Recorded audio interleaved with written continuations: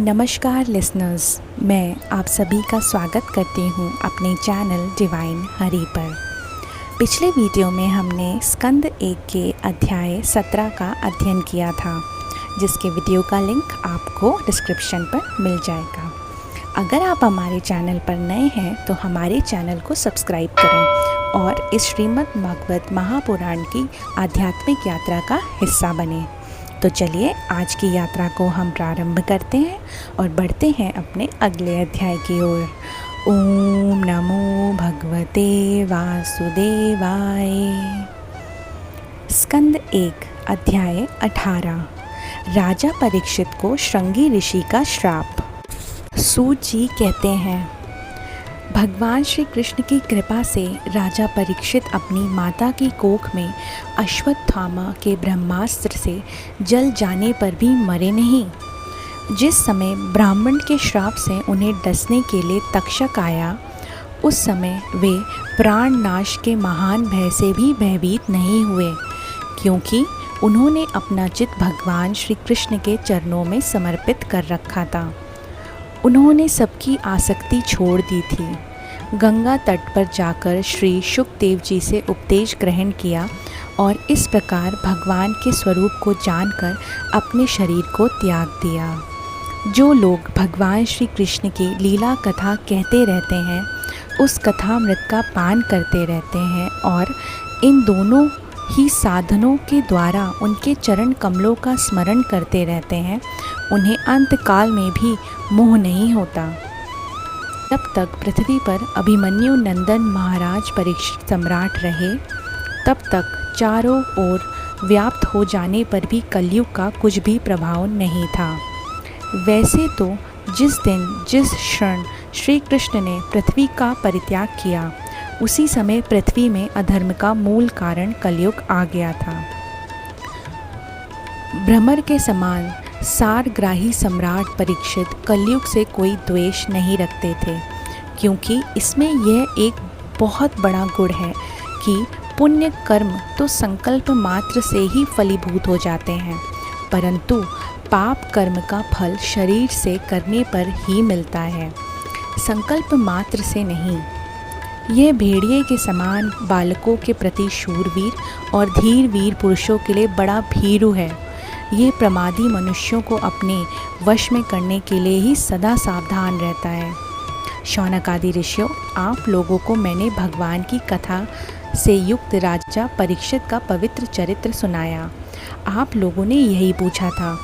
भगवान श्री कृष्ण कीर्तन करने योग्य बहुत सी लीलाएं करते हैं, इसीलिए उनके गुण और लीलाओं से संबंध रखने वाली जितनी भी कथाएं थीं, कल्याणकामी पुरुषों को उन सब का सेवन करते रहना चाहिए। ऋषियों ने कहा, आप युग युग जिएं, क्योंकि मृत्यु के प्रवाह में पड़े हुए हम लोगों को आप भगवान श्री कृष्ण की अमृतमयी उज्ज्वल कीर्ति का श्रवण कराते हैं। यज्ञ करते करते उसके धुएं से हम लोगों का शरीर धूमिल हो गया है, फिर भी इस कर्म का कोई विश्वास नहीं है। इधर आप तो वर्तमान में ही भगवान श्री कृष्ण चंद्र के चरण कमलों का मधु पिलाकर हमें तृप्त कर रहे हैं। भगवत प्रेमी भक्तों के लव मात्र के सत्संग से स्वर्ग एवं मोक्ष की भी तुलना नहीं की जा सकती, फिर मनुष्यों के तुच्छ भोगों की तो बात ही क्या है। ऐसा कौन रसमर्मज्ञ होगा जो महापुरुषों के एकमात्र जीवन में श्री कृष्ण की लीला कथाओं से तृप्त हो जाए। समस्त प्राकृत गुणों से अतीत भगवान के अचिंतनीय अनंत कल्याणमय गुणों का पार तो ब्रह्मा शंकर आदि बड़े बड़े योगेश्वर भी नहीं पा पाते। भगवान के परम प्रेमी महाबुद्धि परीक्षित ने श्री शुकदेव जी के उपदेश किए हुए जिस ज्ञान से मोक्ष स्वरूप भगवान के चरण कमलों को प्राप्त किया, आप कृपा करके उसी ज्ञान को हमें सुनाएं। सूत जी कहते हैं, विलोम जाति में उत्पन्न होने पर भी महात्माओं की सेवा करने के कारण आज हमारा जन्म सफल हो गया है, क्योंकि महापुरुषों के साथ बातचीत करने मात्र से ही नीच कुल में उत्पन्न होने की मनोव्यथा शीघ्र ही मिट जाती है। फिर उन लोगों की तो बात ही क्या है जो सत्पुरुषों के एकमात्र आश्रय भगवान का नाम लेते हैं। भगवान की शक्ति अनंत है। वे स्वयं अनंत हैं। वास्तव में उनके गुणों की अनंतता के कारण ही उन्हें अनंत कहा गया है। ब्रह्मा जी ने भगवान के चरणों को साफ करने के लिए जो जल समर्पित किया था, वही उनके चरण नखों से निकलकर गंगा जी के रूप में प्रवाहित हुआ। यह जल महादेव जी सहित सारे जगत को पवित्र करता है। ऐसी अवस्था में त्रिभुवन में श्री कृष्ण के अतिरिक्त भगवान शब्द का दूसरा और क्या अर्थ हो सकता है।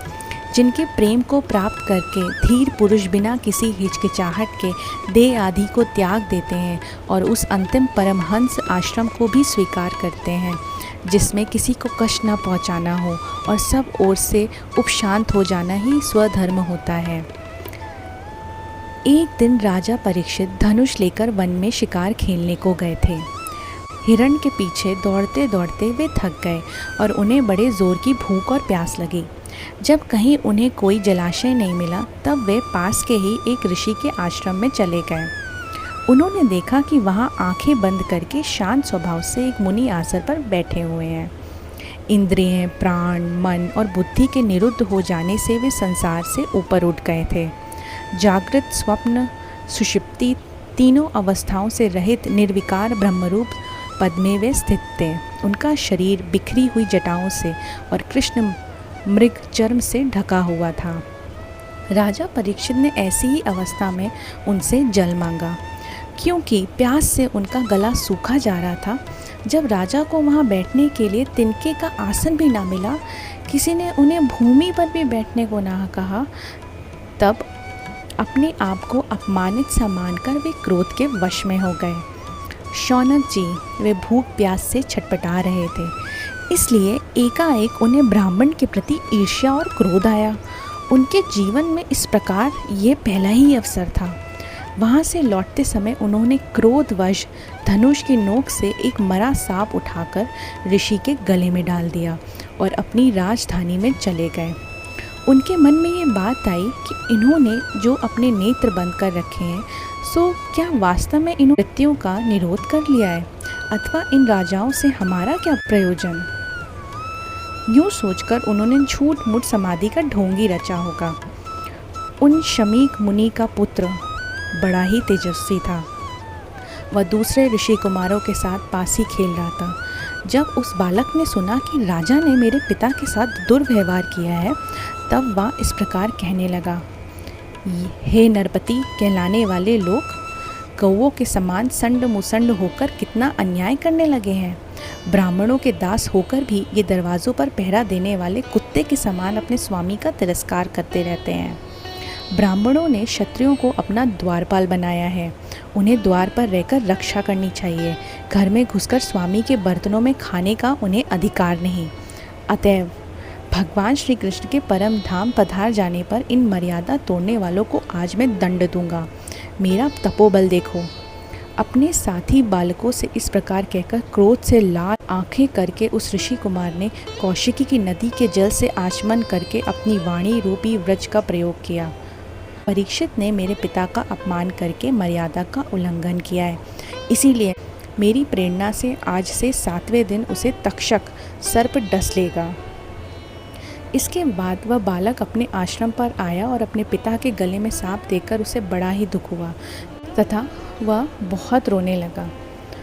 शौनक जी, शमीक मुनि ने अपने पुत्र का रोना चिल्लाना सुनकर धीरे धीरे अपनी आंखें खोली और देखा कि उनके गले में एक मरा हुआ सांप पड़ा है। उसे फेंककर उन्होंने अपने पुत्र से पूछा, बेटा तुम क्यों रो रहे हो? किसने तुम्हारा अपमान किया? अनेक प्रकार से उससे पूछने पर उसने सारा हाल कह सुनाया। ब्रह्म ऋषि शमी ने राजा के श्राप की बात सुनकर अपने पुत्र का अभिनंदन नहीं किया। उनकी दृष्टि में परीक्षित श्राप के योग्य नहीं थे।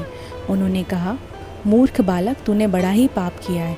खेद है कि उनकी थोड़ी सी गलती के कारण तूने उनको इतना बड़ा दंड दे दिया। तेरी बुद्धि अभी कच्ची है। तुझे भगवत स्वरूप राजा को साधारण मनुष्य के समान नहीं समझना चाहिए, क्योंकि राजा के तेज से सुरक्षित और निर्भय रहकर ही प्रजा अपना कल्याण करती है।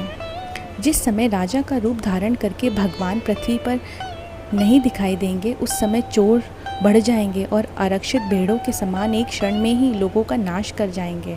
प्रजा के नष्ट हो जाने पर धन आदि चुराने वाले चोर जो पाप करेंगे उसके साथ हमारा कोई संबंध ना होने पर भी वह हम पर भी लागू होगा, क्योंकि राजा के ना रहने पर लुटेरे बढ़ जाते हैं और वे आपस में मार पीट गाली गलौज करते हैं, साथ ही पशु, स्त्री और धन संपत्ति भी लूट लेते हैं।